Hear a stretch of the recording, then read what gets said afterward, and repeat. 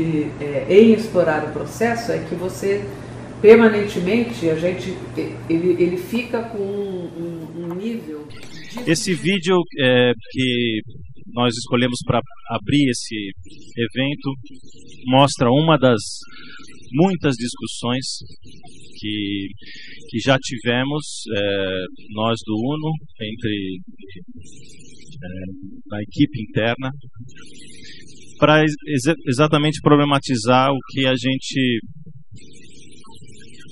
quer pensar aqui juntos nesse encontro de 2 dias, que Pablo propôs que chamássemos de um conclave, né? Porque daqui não sai, estamos trancados aqui, a chave, até que encontremos a nossa ideia transformadora, o nosso projeto transformador, a nossa recuperação de significado e de sentido para a escola que temos hoje, e não propriamente falando da escola do porvir, que é um tema que vai ficar para o encerramento, mas é muito importante que a gente discuta o que a gente vem fazendo, em que a gente tem tido sucesso, em que a gente tem tido fracasso e por quê. A partir desse vídeo, eu penso uma frase do Pablo que eu considero, de tudo que foi dito ali, um dos pontos mais graves e que merecem maior atenção da nossa parte. Ele fala da escola como uma instituição vazia de significado, vazia de sentido. A escola se esvaziou de sentido, se esvaziou de significado. Bom, isso acontece, em geral, com boa parte das instituições. Há um momento em que a instituição é concebida, é criada, é imaginada, e nesse momento da criação, cada um dos elementos que compõem essa instituição são cuidadosamente planejados, escolhidos, desenhados como parte de um projeto, né? Como parte de uma intenção, né? Uma instituição é criada com uma meta, com um propósito, com um projeto por trás. A partir desse projeto inicial, qualquer instituição começa a ter a sua funcionalidade, quer dizer, ela começa a existir e começa a atuar e começa a operar. E os anos vão se passando e muitas das ideias originais se convertem em métodos, se convertem em procedimentos, e com o passar do tempo é muito comum que esses procedimentos passem a ser o novo objeto. Quer dizer, há uma mudança de foco gradativa entre o que eram os princípios que nortearam a construção dessa instituição e aquilo que são simplesmente os seus métodos, as suas regras de funcionamento. E, pouco a pouco, esses métodos e essas regras de funcionamento vão ganhando protagonismo e vão se tornando mais importantes do que o projeto original. E a gente entra num circuito de repetição de metodologias, sem se perguntar mais por que estão elas aí, por que foram criadas, o que havia por trás, por que escolhemos esse caminho. A partir desse momento, a instituição começa a se repetir, começa a se alimentar de si mesma, não enxerga mais o seu entorno, simplesmente funciona como máquina, repetindo e repetindo as regras que foram criadas a seu momento, com um determinado propósito e uma intenção, mas que essa intenção e esse propósito foram esquecidos. Na nossa avaliação, essa é a situação que passa a escola hoje. E não digo hoje, propriamente, século XXI, não é, eu acho que a coisa ficou mais aguda agora, nesse século, e com as demandas desses séculos, as demandas inclusive sociais, as demandas do mercado de trabalho, essa dissociação entre a instituição escola e o que a sociedade deseja dela se tornou mais gritante, mas ela vem de bastante tempo já. Eu acho difícil a gente imaginar que a escola do século XX foi um sucesso absoluto e que ela começou a dar problemas no século XXI. A gente sabe que não é assim. A escola vem manifestando já uma série de inadequações e de problemas já há bastante tempo. E eu acho que cada um de vocês pode imaginar isso em uma medida maior ou menor. Eu acho que também essa tomada de consciência e esse olhar para a sua atividade, para o seu fazer, é o primeiro passo para uma decisão transformadora. E Pablo tem a chave, e sem uma decisão transformadora ninguém sai daqui. Por isso o conclave, por isso o batizar de conclave. Eu vou dar quantos aqui são professores ou foram professores? Metade, mais ou menos, um pouco mais. Eu não consigo enxergar direito, tem uma luz forte aqui, mas provavelmente metade. Sabem como essa é uma atividade complexa, difícil, que exige uma conexão com o aluno quase que diária, intensa, mas que muitas vezes o professor acaba atropelado pela dinâmica do que se espera dele e uma série de outros elementos que são externos ao seu próprio fazer, à sua própria atividade, né? Eu comecei professor muito jovem, com 19 anos, 20 anos, professor de física, imaginem, né? A disciplina mais amada. E é uma coisa curiosa isso, porque todos os temas de física encantam a todo mundo. Basta sair um filme sobre o espaço ou qualquer tema. Agora tem, inclusive, um filme que conta a história de um físico. Os físicos viram celebridades, né? Viram grandes celebridades. E, em geral, os físicos que viram celebridades são os físicos que estudam cosmologia.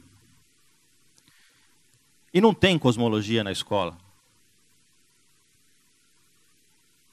Nenhum momento.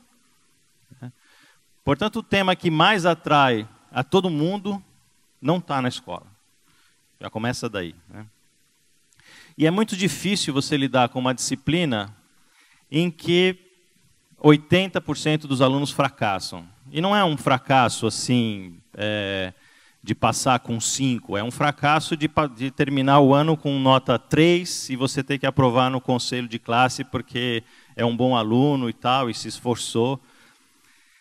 É muito difícil você imaginar que está tudo ok com o curso de física, está tudo ok com o currículo de física, o problema são os alunos que não estudam, né? Quando se é professor de física, é claro que existe uma parte da turma que não estuda, existe uma parte que tem muita facilidade e vai muito bem e que não depende de você, mas existe uma parte que é a mais importante, que é o grande 60%, 70% dos alunos, que está presente, acompanha, estuda, se dedica e não consegue, fracassa. Isso acontece não só em física, acontece em muitas outras disciplinas também. E eu me lembro que, começando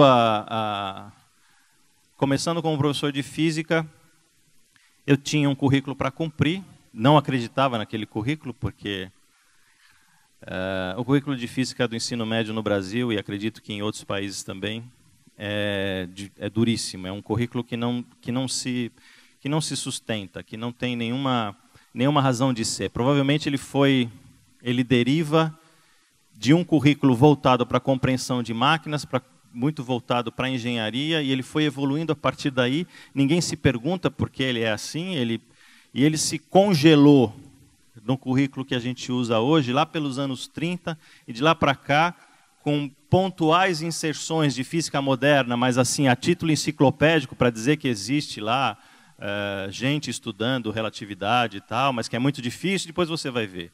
Então, com essas pequenas pinceladas do que se chama de física moderna. A física moderna é a física da virada do século XIX para o século XX. Vejam como é moderna a física, que tem 100 anos já e ainda não entrou na escola. Vejam como estamos rápidos, não? E eu, professor de ensino médio num colégio, fui convidado pela professora de educação infantil para dar uma aula de astronomia para as crianças de 5 anos. Bom, eu imaginei uma certa dificuldade, nunca tinha trabalhado com crianças dessa idade, aceitei, achei que ia ser uma experiência diferente, fiquei muito agradecido com o convite e falei, bom, o que eu vou fazer com essas crianças? Eu vou falar sobre o sistema solar, né, na minha cabeça ali, começando a dar aula de física. E vou falar do sistema solar porque é o que está mais próximo, depois, a partir daí, eu falo de outras estrelas e dou um pouco a ideia. Vou focar em astronomia, porque eu acho que todos gostam e tal. Então, fui para essa aula, para essas crianças de 5 anos, e entrei na sala, estavam todos sentados no chão, e a professora tinha colocado eles todos assim, muito arrumados e muito quietinhos, esperando que eu começasse a minha aula de astronomia, né? Eu disse bom dia a todos eles e comecei a desenhar na lousa o Sol e os planetas, né? Então eram círculos, um círculo grande que era o Sol, depois Mercúrio, Vênus, né? E embaixo de cada círculo eu escrevia o nome do planeta. Então eu estava ainda na fase de fazer o desenho na lousa para depois começar a minha explicação, né? Quando eu me viro da lousa, já tem um com o braço levantado e me faz a primeira pergunta daquela aula de astronomia para alunos de 5 anos. Professor, por que só tem planetas do lado direito? Do lado esquerdo é vazio? Bom, essa pergunta já destruiu toda a aula que eu tinha construído para eles e já não tinha mais como continuar a partir dali. Vejam a quantidade de premissas que eu trouxe para aquela turma de 5 anos. Eu vim preparado para uma aula expositiva, fatual, com um modelo de sistema solar, que é um desenho absolutamente abstrato. Em nenhum momento no sistema solar os planetas ficam da forma como eu desenhei. Nunca. Não é assim. Aquilo era uma representação esquemática, fora de escala, de bolas com nomes embaixo, de coisas que podem ser vistas no céu e de objetos que talvez eles já conhecessem. E eu não me dei o trabalho nem de perguntar. Já olharam para o céu? Já viram a lua? Já viram o sol? Sabem aqui quando o sol nasce, quando se põe, quantas horas tem o dia? Quer dizer, imaginando que ali eu ia estar ensinando o sistema solar para crianças de 5 anos, de uma maneira totalmente expositiva, transmitindo conhecimento, porque eu sou o professor de física que sei como funciona o sistema solar e vocês são as crianças que vão aprender. E a pergunta dele foi absolutamente desconcertante. E a gente mata essas perguntas na escola. Naquele momento ele pergunta, por que tem planeta só do lado direito? Ele muito rapidamente observou o meu desenho e ficou imaginando aquilo no espaço. A imaginação dele estava funcionando muito bem. E já fez a primeira pergunta, quer dizer, por que será que nesse mundo só tem planetas do lado direito do Sol e não tem planetas do lado esquerdo? Já que ele está me mostrando que é assim, eu acredito que seja assim, e já acho estranho, né? A gente vai engessar essas crianças a tal ponto que jamais elas vão fazer perguntas desse tipo. Por exemplo, por que o mapa tem o norte em cima e o sul embaixo e não é o contrário? Porque se a Terra é redonda, o mapa da Terra, quando eu vejo o mapa mundi, ele é retangular. E tantas outras, né? E tantas outras. Então, como a gente tem a escola funcionando hoje? Que modelo de escola a gente tem hoje? Quando eu falo modelo de escola, eu falo modelo de curso. Nós temos uma carga quase que total com pequenas variações, dependendo dos centros, em aulas expositivas, em aulas em que existe o que se pode chamar de transmissão de conhecimento, imaginando que seja possível transmitir conhecimento, mas a gente acredita nesse modelo, porque, afinal de contas, continua repetindo ele.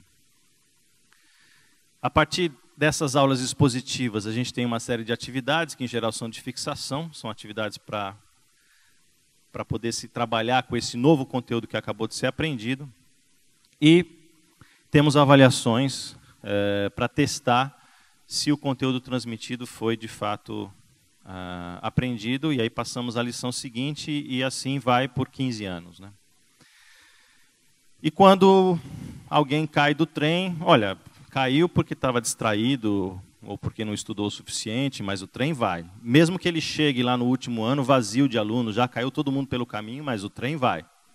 E por que o trem vai? Porque a gente continua repetindo e repetindo, repetindo fórmulas sem fazer a pergunta fundamental: por que está isso aqui? Eu trabalhei muitos anos como editor e me lembro da experiência mais fantástica que eu tive como editor, que foi um ano em que eu trabalhei com um editor espanhol, estudioso de educação também, uma pessoa absolutamente brilhante, e que sempre fazia uma mesma pergunta quando a gente ia mostrar o material para eles. A gente ia mostrar um capítulo do livro com orgulho, né? Olha só o que a gente conseguiu produzir, que lindo que ficou e tal. E ele sempre muito respeitoso, mas muito direto também. Ele não tinha essa... No Brasil, a gente dificilmente fala exatamente o que pensa. Eu não sei se isso é um costume também no México e na Colômbia, mas no Brasil é muito claro. A gente diz, olha, está mais ou menos, mas veja, essa parte está legal, mas... Quer dizer, e ele era muito direto, absolutamente direto, com relação ao que não funcionava, ou que funcionava mal e tal. E ele fazia sempre essa pergunta que se converteu num mantra ali no editorial, e que a gente tinha até escrito nas paredes, assim. Ele perguntava: e isso que aporta? Então você mostrava um capítulo para ele, ele apontava um box, ou uma ilustração, ou uma atividade, e perguntava: e isso que aporta? Por que está aí? Uma ilustração, por exemplo, por que está aí? Não, é uma ilustração, ela está ilustrando. Sim, mas por que estamos ilustrando essa página? Não, é bonita, você não acha bonita? Não, eu concordo que é bonita, mas por que foi colocada uma ilustração bonita aí? Com que propósito? O que vocês querem? Vocês querem endereçar a curiosidade dos alunos? Querem que eles enganchem com o livro? Por quê? E por que nesse momento? E esse box, e essa atividade, por que está aí? Numa linha meio socrática de ir destruindo absolutamente tudo que a gente construía no capítulo. Muitas vezes sobrava nada, 10% daquilo que a gente mostrava com grande orgulho. Não eram reuniões muito agradáveis, né? E eu me lembro que muitas vezes a gente saía com uma certa indignação. Como assim? Nada funciona, não é possível. Mas era um exercício fantástico. Era um exercício fantástico, e à medida que a gente ia internalizando essa pergunta, a cada novo material que a gente produzia, para cada objeto, para cada estrutura, para cada atividade, para cada texto, para cada abertura de capítulo, a gente perguntava: bom, e isso está aqui por quê? Isso aporta o quê? Isso serve para quê? E eu acho que é esse o exercício que a gente tem que fazer, não só nesses 2 dias, mas cotidianamente. A gente tem que perguntar para cada uma dessas estruturas que a gente tem na escola, o que ela faz ali? Para que ela serve? Agora, o que tem de interessante essa pergunta é que não é possível responder essa pergunta se você não volta ao projeto original. E a maior dificuldade em responder as perguntas desse editor era justamente essa. Muitas vezes a gente tinha colocado uma série de objetos naquele capítulo, mas não existia uma intenção por trás. A gente não tinha pensado o suficiente para que servia aquela unidade daquele livro, que função ela ia ter. E aí você não consegue responder para que serve cada objeto. É claro, porque se não há um projeto por trás, se não há uma intenção por trás, se não se desenhou claramente quais são os objetivos e o que se quer, não dá para responder essa pergunta. Não dá para responder o que faz ali aquele objeto, aquela atividade. E eu tenho certeza que qualquer instituição, e aí não é a escola, em qualquer lugar, em qualquer trabalho, em qualquer atividade, a gente tem uma série de estruturas que estão porque estavam, ninguém se pergunta por que elas continuam ali, e por que a gente mantém com tanta... Por que a gente defende essas estruturas com tanto fervor, sendo que a gente já esqueceu ou nunca soube que função elas tinham ali? E eu não quero encerrar o debate aqui, evidentemente, essa introdução é muito mais uma provocação, a partir também do vídeo. Eu sei que muitas pessoas estavam chegando, ainda havia muito ruído, eu acho que seria interessante que vocês assistam esse vídeo depois, em algum outro momento. Mas eu acho que o fundamental para a gente poder tomar uma atitude transformadora e, de fato, fazer diferente do que a gente vem fazendo, é a gente se perguntar qual é o papel da escola, para que ele existe, que projeto ela tem, o que a gente quer com isso, porque muitas vezes as fórmulas vão sendo repetidas sem mesmo que a gente pense nisso. A gente tem uma escola para formar engenheiros, portanto, a gente tem uma escadinha com degraus que levam o aluno desde a educação infantil até formar-se engenheiro. Esse é o modelo? Engenheiro, médico, advogado, tanto faz. Esse é o modelo? Portanto, a criança é sempre um futuro algo. Ela não é, ela nunca é. Naquele momento em que ela está na escola, ela não é nada. Ela é um futuro engenheiro, um futuro advogado, um futuro... É isso? A gente imagina isso mesmo? Que aquela pessoa que está na sua frente, que aquele menino com o braço levantado perguntando sobre os planetas, ele é um futuro engenheiro, ou um futuro doutor, ou ele é já alguém. E a opinião dele importa, e eu devia escutá-lo. Porque se eu considero ele como alguém que não está feito ainda, e desenho um plano para ele que ele não sabe, porque essa é a maior dificuldade. Eu desenho uma escada, levando a criança dos 5 anos até o diploma de engenheiro. Eu desenhei essa escada. Eu peguei todo o conteúdo que ele precisa saber para ser engenheiro e dividi em trocitos e fui oferecendo esses trocitos a cada um desses longos 13 anos que ele vai passar na educação básica, 15 anos. Mas ele não sabe esse plano, ele não conhece esse plano. Portanto, ele nem sequer é capaz de se localizar nesse plano e saber que atitudes ele deve tomar e como ele vai se desenvolver nessa escada. E também a gente tem que perguntar se essa escada funciona, ou se ela vem funcionando. E se a gente tem uma criança hoje de 5 anos, nós estamos formando ele para ser o quê? Como vai ser o mercado de trabalho daqui a 15 anos? Depois a gente quer que esse jovem seja criativo e empreendedor. Então a gente continua com os mesmos cursos, a matemática do mesmo jeito, a física, a química igual, transmitindo conhecimento, mas a gente coloca 1 hora a mais por semana de empreendedorismo. Ou seja lá o que for. Sendo que eu espero criatividade do meu aluno, mas na aula de matemática ele não tem nenhuma oportunidade de ser criativo. Ele só vai responder o exercício exatamente como eu imagino que ele deveria responder. Quer dizer, não há nenhum espaço para que ele contribua com nenhum valor próprio dele, ou nenhuma ideia que lhe seja cara, porque também há muito pouco espaço para que ele fale. É claro que eu estou aqui com uma caricatura da escola, imaginando uma escola super conservadora, super conteudista e tal.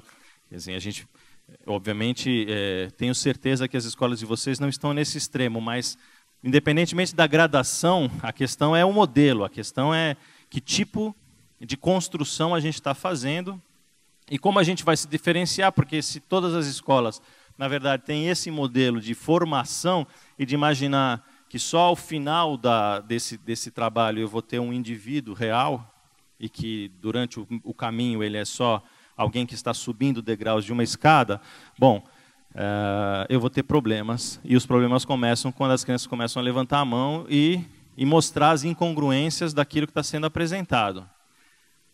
A lástima, a pena, é que esse menino de 5 anos estava vendo um professor muito jovem ali na frente dele, desenhando bolinhas na lousa, e ousou fazer essa pergunta. 10 anos depois, ele não ousaria. Isso aí é física. Nem vou perguntar nada, porque eu não vou entender mesmo. Ele está explicando e tudo bem. Quer dizer, inclusive, esse espaço de uma certa denúncia de que alguma coisa vai mal também vai se esgotando e também vai se acabando. E não é possível mudar essas estruturas sem a gente recuperar a intenção, o projeto que está por trás. Mesmo que a gente chegue à conclusão que tem que ficar tudo do jeito que está, mas pelo menos você perguntou a cada um daqueles elementos. Em geral não era isso que acontecia com os nossos capítulos. era obrigado a desconstruí-los e fazê-los novamente. Mas mesmo que eu recuperasse cada um dos elementos e colocasse na mesma posição, existe uma diferença, porque agora eu sei responder. E isso está aqui por quê? E isso aqui faz o quê? E atende ao quê? E foi colocado aqui com que intenção? Eu acho que esse é o exercício fundamental. A gente tem aqui alguns infiltrados na plateia para dar um ar de reality show. E eles vão me fazer algumas perguntas para a gente terminar de estabelecer essa dinâmica. Talvez algum ponto que eu não tenha passado ou tenha esquecido. Insisto, essa abertura é muito mais uma provocação. Todos esses temas vão voltar nos debates em que vocês vão participar. Ninguém espera que vocês concordem com tudo, mas também a gente espera que vocês não discordem de tudo. Mas o fundamental é que a resposta do caminho da escola de cada um de vocês está no que cada um de vocês vai propor para o seu projeto de escola.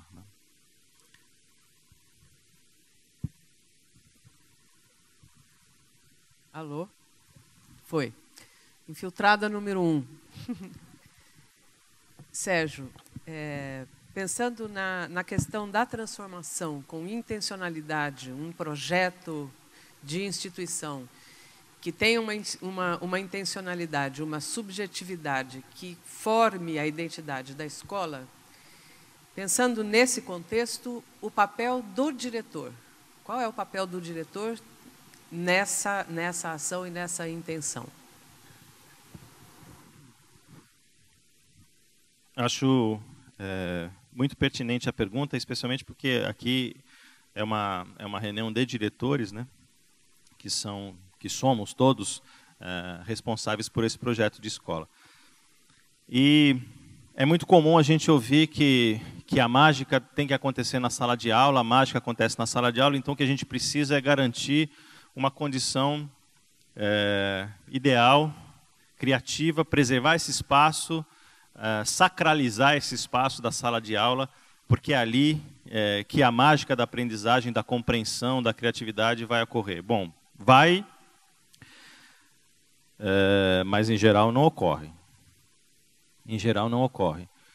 Se não houver um projeto por trás, muito claro, um projeto de escola, o que vai acontecer na sala de aula é uma repetição cotidiana do mesmo modelo, ou, quando houver experiências transformadoras, vão ser erráticas e apontando para as mais variadas direções, porque aí cada um vai tentar construir as suas modificações em relação ao seu fazer diário, digo os professores, e as próprias turmas, porque o professor conduz a turma muito entre aspas, né? Ele é muito conduzido por ela também. Eu, nos meus 15 anos como professor, eu tive turmas que levaram o curso para caminhos muito diferentes. E essa dinâmica estabelecida entre o professor e os alunos é que vai marcando.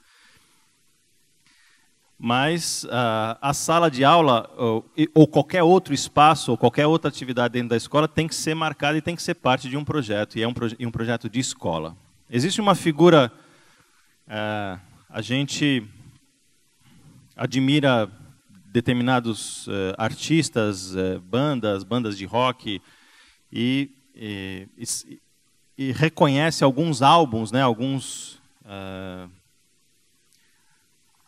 discos, álbuns, CDs que foram históricos, né, e sempre aparecem a lista nas revistas, né, álbuns históricos e tal.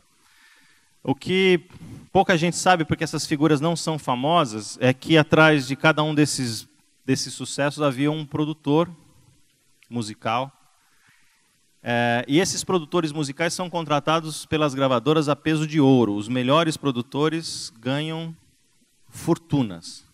E esses álbuns têm o sucesso que têm por uma criatividade extraordinária daqueles músicos, sejam os Rolling Stones, os Beatles ou quem for, Led Zeppelin, canalizada pela sensibilidade de um produtor. E quando você assiste ou escuta as entrevistas desses artistas, eles reconhecem isso e falam como foi pródiga a troca entre eles e o produtor.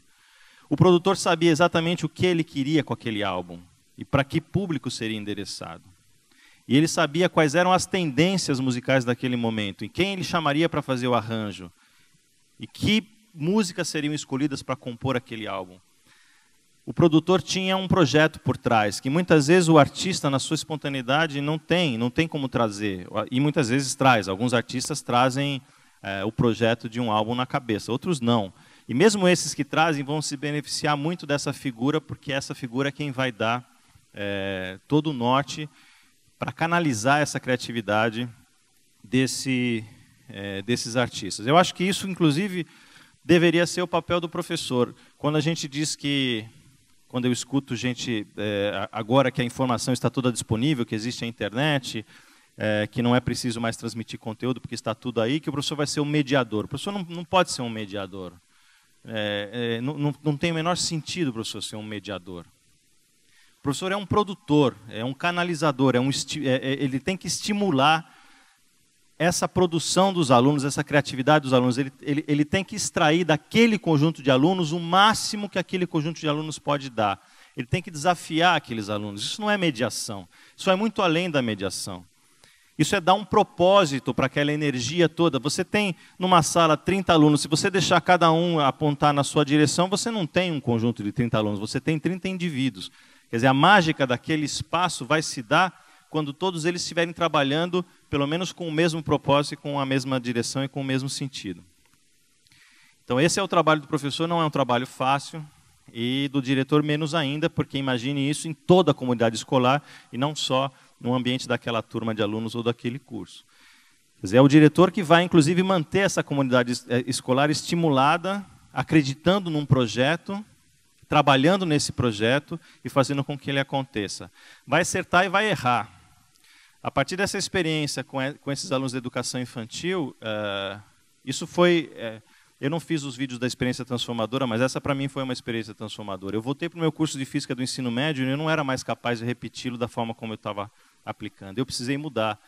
E eu fiz um curso radicalmente diferente. Foi um curso extraordinário? Não, não foi. Teve uma série de erros, mas pelo menos cada decisão daquele curso, as acertadas e as erradas, eu havia tomado com uma determinada intenção. Eu não estava mais repetindo o curso que o livro didático me oferecia, mas tentando criar algo que fizesse sentido para mim. Que depois foi sendo ajustado ao longo dos anos, mas pelo menos nasce de uma experiência disruptiva como essa, de receber uma pergunta que eu sinceramente não esperava. Pode parecer uma coisa muito tola isso, mas assim, naquele momento essa pergunta me desconcertou, porque nada daquilo que eu estava fazendo na lousa fazia sentido mais, e eu precisava mudar.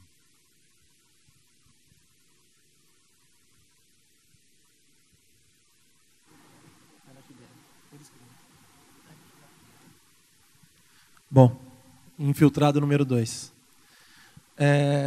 Pegando um gancho de tudo que foi dito, né? Sobre essa intenção e trazer isso para o nosso momento aqui agora, esse evento. Você deixou claro já na abertura que a escolha do nome não é à toa. Conclave significa que a gente só sai daqui com uma decisão, só sai daqui com a fumacinha branca saindo pela chaminé. E você até fez a piada, tranque as portas, esconda a chave e ninguém sai daqui. Com essa sua experiência em educação e essa experiência em gestão, já que a gente está falando com gestores, agora é a hora que eu te jogo na fogueira. Você acha que a gente sai daqui com uma decisão? Ou sai daqui com decisões? Você acha possível que os estímulos que o conclave, que esse nome conclave traz, você acha possível que as pessoas saiam daqui com essa decisão? Eu acho que sim, eu acho que sair com a decisão, quer dizer, depende do que a gente quer dizer com isso, né? Se decisão significa volto para a minha escola e faço 2 pontos, número 1, número 2, número 3, número 4, bom, alguns podem avançar mais, outros avançar menos, e outros já vêm com esse caldo de reflexão que está ocorrendo o tempo todo. Quer dizer, essa escola nova, independentemente da gente estar debatendo ou não, ela está nascendo. Ela é um vir a ser já. Ela tem uma força enorme e ela nos vai atropelar se a gente não tomar a decisão de avançar junto com ela. Quer dizer, existem alguns momentos que vão se criando determinados caldos culturais de movimentos transformadores que são imparáveis. Então, essa nova escola, ela vem. A questão é se a gente vai com ela e faz parte da refundação da escola, ou se a gente vai ser levado pelo vagalhão, e se a gente vai ser levado pelo tsunami. Né? O que eu acho que é importante é a gente sair daqui com esse incômodo. Eu acho que para quem está na escola, para quem vive a escola, para quem atua com educação, escutar que a instituição de escola está vazia de significado, isso me produz um incômodo tremendo. Mais ou menos na mesma dimensão da pergunta daquele menino de 5 anos. Quer dizer, eu preciso fazer alguma coisa diferente. Eu preciso ressignificar o meu trabalho, a minha prática, porque eu não quero que alguém diga que a instituição onde eu estou está vazia de significado.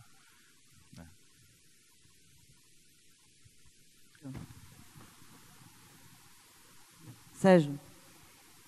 Selma, aqui. Selma, você falou sobre a questão do sintoma, né? Ou quando você estava na sala de aula, e que você topou preparar uma aula para alunos de 5 anos. E que o que desconcertou foi aquilo que você previamente tinha preparado, não era exatamente o que estava sendo solicitado ali de você fazer, mas foi com uma pergunta de um aluno. Mas que fez você entender aquilo como um desafio para você. Trouxe para você essa reflexão e esse sintoma, e você leu como um sintoma de que minha aula não deveria ir por esse caminho, então colaborou para que você repensasse a sua atitude de professor.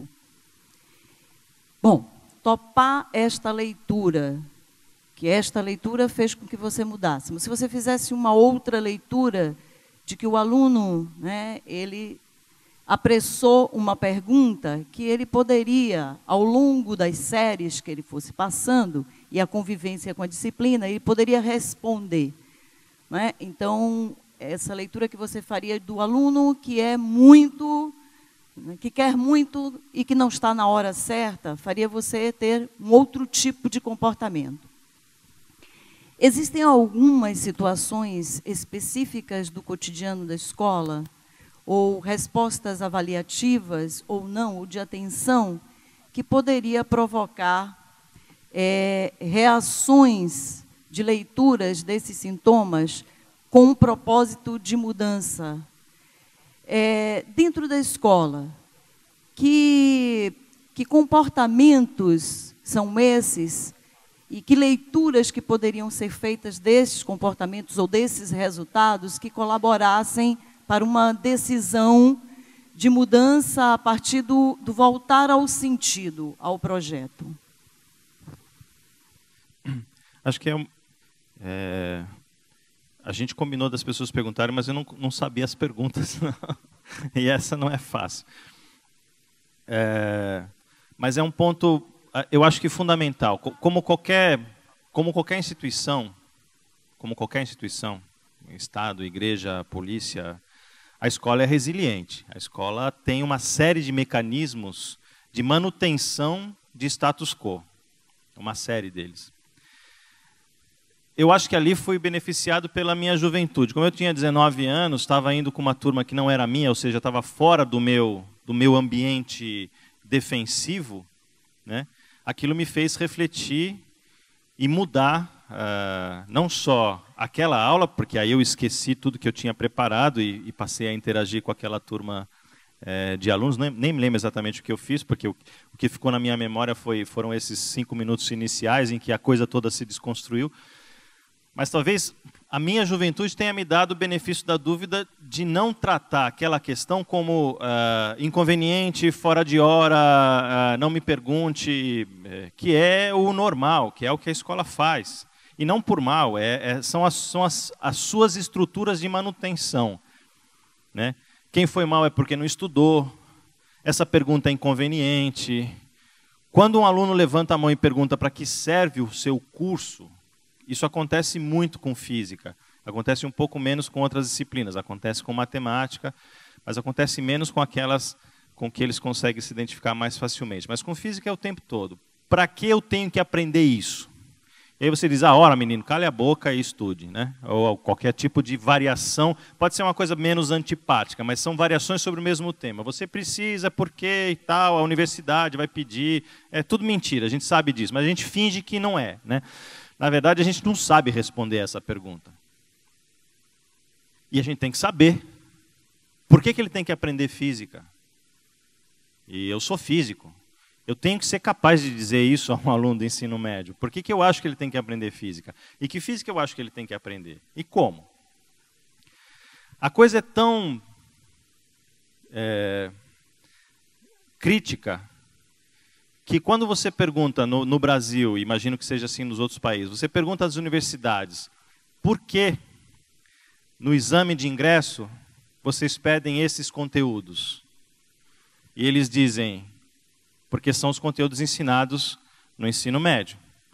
Então eu quero testar quais são os melhores alunos, eu peço esses conteúdos. E você vai no ensino médio e pergunta, por que são ensinados esses conteúdos? Porque são os pedidos pela universidade.